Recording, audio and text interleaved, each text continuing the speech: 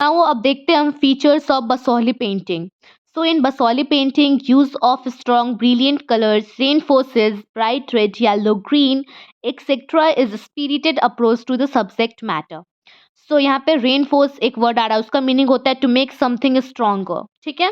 और स्पिरिटेड का मतलब होता है फुल ऑफ एनर्जी और एंथुजियाज्म.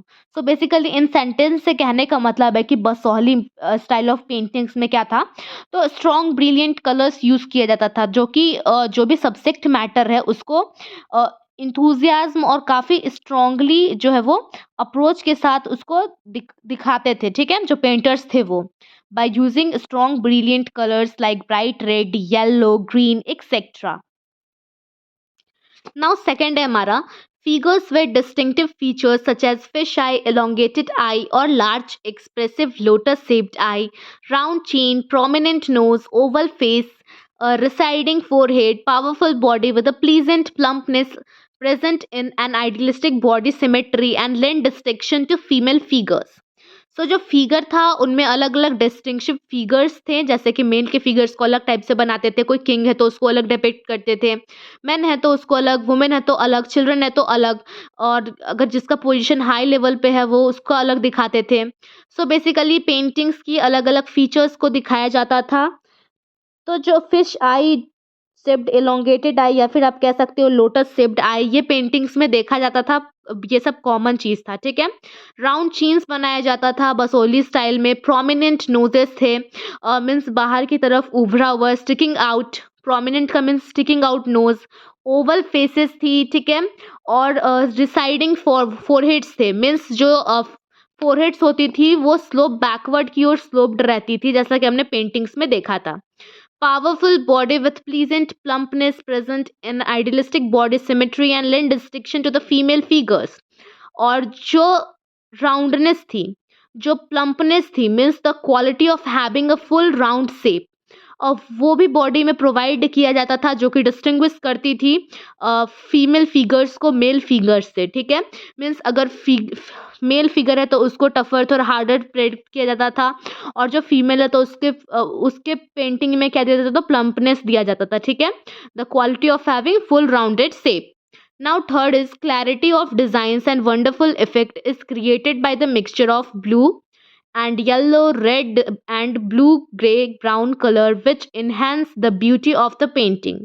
सो डिज़ाइंस में काफ़ी क्लैरिटी थी. डिफरेंट कलर्स के मिक्सचर का यूज़ करके वंडरफुल इफेक्ट क्रिएट किया जाता था. और मिक्सचर किसका था, तो ब्लू येलो का मिक्सचर कर लिया, रेड ब्लू का कर लिया, ग्रे और ब्राउन का मिक्सचर कर लिया, ताकि जो पेंटिंग है उसके ब्यूटी को और ज़्यादा इन्हेंस किया जा सके. The shining bright fragment of beetle wings emitting emerald in jewelry and droplet of thick white paint giving the effect of real pearls are Basohli trademark. So क्या किया जाता था, तो कि जो साइनिंग ब्राइट फ्रैगमेंट है, अगर बीटल का बिंग बना रहा था उसको इतना ज़्यादा साइनिंग बना दो कि लगे कि एकदम रियल है. ठीक है. ज्वेलरीज बना रहे हैं तो उसमें एक अच्छी तरीके से इमरल्ड कलर का मिक्सचर प्रेजेंट करवा दो ताकि ज्वेलरी जो लगे वो ओरिजिनल वे में दिखाई दे. ठीक है.